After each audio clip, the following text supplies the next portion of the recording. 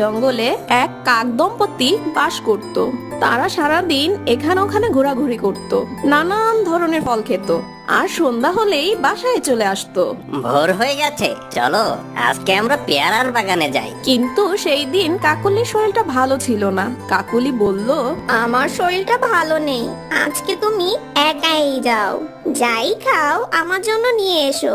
সেটা না হয় বুঝলাম, কিন্তু তুমি আমার সাথে গেলে একটু বেশি ভালো হতো। আমি বলছি তো আমার শরীরটা ভালো না, আমি যেতে পারবো না।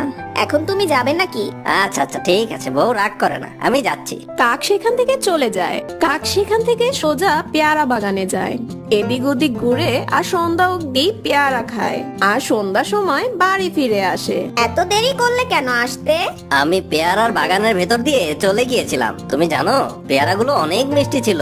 আমি আমার পেট ভরে পেয়ারাগুলো খেয়েছি, আর আসার সময় আমি তোমার জন্য নিয়ে এসেছি। আমি সারাদিন তোমার অপেক্ষায় ছিলাম, তোমাকে একটা খবর জানানোর জন্য আমি অস্থির হয়ে গেছি। কি কি এমন খবর?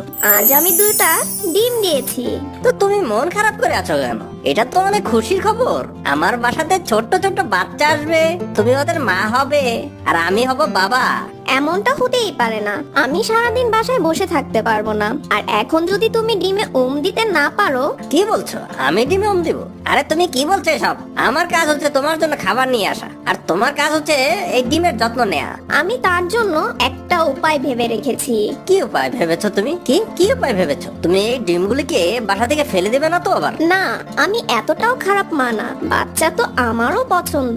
সমস্যাটা শুধু ডিমে বসা নিয়ে। তুমি তো সারাদিন জঙ্গলে ঘুরে বেড়াও, তুমি একটা পাখির বাসা খুঁজো যেখানে ডিম আছে। মানে তুমি কি বলতে চাচ্ছ? আমাকে স্পষ্ট করে বলো তো। আমি বলতে চাচ্ছি যে অন্য পাখির বাসা থেকে ডিম সরিয়ে দিয়ে আমাদের ডিম ওখানে রেখে দিব। তখন তারা আমাদের ডিমকে নিজের ডিম মনে করে দিবে, আর পরে যখন ডিম থেকে বাচ্চা বের হবে তখন আমাদের বাচ্চাদের আমরা নিয়ে আসব। এভাবে আমরা আমাদের বাচ্চা পাবো, আর আমাকে ডিমে বসতে হবে না। আমার তোমার এই বুদ্ধিটা একদমই ভালো লাগেনি। সেটাতে আমার কিছু যায় আসে না। তুমি যদি আমার কথা না শোনো, আমি এখনই আমার বাবা মার কাছে চলে যাব। তখন তুমি থেকো এই ডিম নিয়ে। না না দুষ্টু, তুমি এমনটা করো না প্লিজ। এটা ছাড়া তুমি যা বলবে আমি তাই করতে রাজি আছি। পরের দিন কাক জঙ্গলের উপর দিয়ে সারাদিন ঘুরতে থাকে। অনেক খোঁজাখুঁজির পর একটা গাছের উপর একটা বাসা খুঁজে পায়। সে বাসায় 2টো ডিম ছিল। এটা দেখে কাক খুশি হয়ে যায় আর বাসায় ফিরে যায়। কি কাজ হলো? হ্যাঁ, কাছেই একটা গাছের উপরে বাসা আছে, সেখানে 2টা ডিমও আছে। সেই ডিমগুলিও আমাদের ডিমের মতোই দেখতে, সাদা রঙের। কোন পাখির বাসা সেটা? টোনাটনির বাসা। তাড়াতাড়ি চলো, একটু আগেই দেখে আসলাম তারা বাসা থেকে বের হয়েছে। তাদের বাড়ি থেকে ফেরার আগেই আমাদের সব কাজ শেষ করতে হবে। এরপর তাদের ডিম নিয়ে টোনাটুনির বাসায় যায়। সেখানে যেয়ে তাদের ডিম রেখে দেয়, আর টোনাটুনির ডিম নিচে ফেলে দেয়। নিজেদের ডিম রেখে তারা তাড়াতাড়ি করে সেখান থেকে চলে যায়। আজকে থেকে আমার বাসা থেকে বের হওয়া বন্ধ। এখন থেকে আমি সারাদিন বাসায় থাকবো আর নিজের ডিমের খেয়াল রাখবো। আমি অনেক অপেক্ষায় আছি ডিম থেকে বাচ্চা বের হওয়ার। হ্যাঁ ঠিক আছে, এখন থেকে আমি তোমার জন্য খাবার নিয়ে আসবো। এভাবে তারা বুঝতেই পারে না তাদের বাসায় কাকের ডিম আছে। আমরা ঘোরাঘুরি করব, মজা করব, আর আমাদের ডিমের যত্ন নিবে ওই বোকা পাখিগুলি। হ্যাঁ হ্যাঁ চলো, আমরা আজকে একসাথে পেয়ারার বাগানে যাই। এভাবেই কাকুলি আর কাক নিশ্চিন্তে মজা করতে থাকে। অপরদিকে টুনি আর টোনা ডিম ফুটার অপেক্ষায় থাকে। দিনের পর দিন পেরোতে লাগলো। অবশেষে ডিম ফুটার সময় এলো। শোনো, ডিমের ভেতর থেকে বাচ্চাদের একটু একটু শব্দ শোনা যাচ্ছে। মনে হচ্ছে আজকে আমাদের বাচ্চা ডিম থেকে বের হবে। তারা এই বিষয়ে কথা বলছিল। এমন সময় ডিম দুটি থেকে কাকের বাচ্চা বের হয়ে আসে। টুনি ডিম থেকে কাকের বাচ্চা বের হওয়া দেখে ভয় পেয়ে যায়। না, এটা আমার বাচ্চা হতেই পারে না। ওরা এত কালো কেন?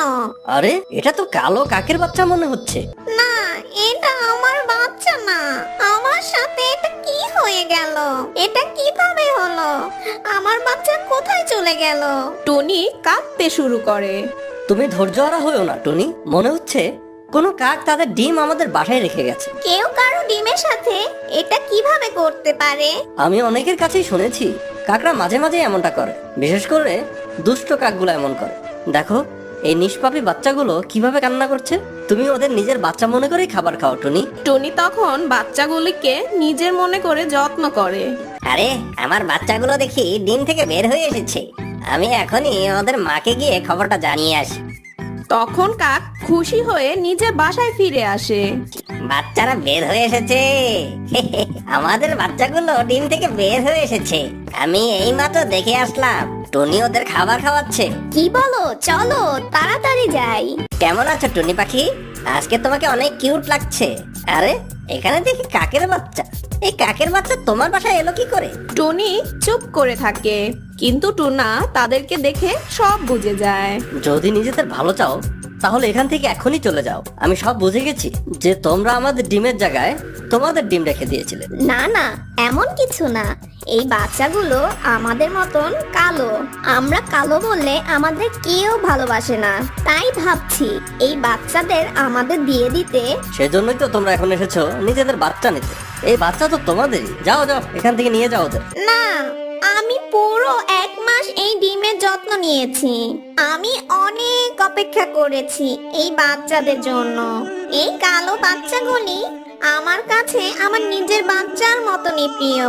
তোমরা চলে যাও এখান থেকে, না হলে আমি সব পাখিদের ডেকে তোমাদের কথা বলে দিব তোমরা আমার ডিমের সাথে কি করেছো। টনি, আমার ভুল হয়ে গেছে। আমি এই বাচ্চাদের বাবাকে বলেছিলাম এমনটা করতে, কিন্তু এখন বাচ্চাদের দেখে আমার ভুল আমি বুঝতে পেরেছি। দয়া করে আমার বাচ্চা দুটো দিয়ে দাও। না, তোমরা এখান থেকে চলে যাও। এভাবেই কাক এবং কাকলি মন খারাপ করে